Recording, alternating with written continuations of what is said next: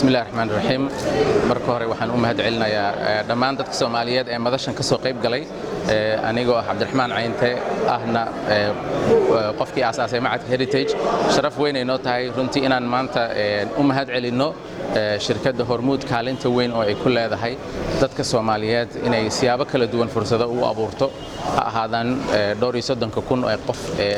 maaragtay shaqaalaha ka ah ha ahaadaan gacanta ay shirkadda Hormuud iyo shirkadaha kale ee la xiriira ay ka geystaan arrimaha bini'aadanimada ha ahaadaan jaamacadaha iyo aqoonta ay ka shaqeeyaan runtii waxaan isleeyahay shirkadda Hormuud kaalinta dheer oo ay ka soo qaadatay dalka Soomaaliya iyo geeyiga Soomaaliyeed oo dhan abal dhihi karaa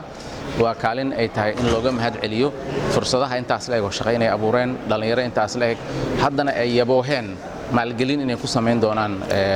maaragtay dhalinyarada iyo fursado loo abuurayo arrimaha bini'aadanimada mar walba oo dhibaato ay dhacdo inay horseed ka yihiin gargaarka iyo gurmadka dhibaatadaas waa uga mahadcelinaynaa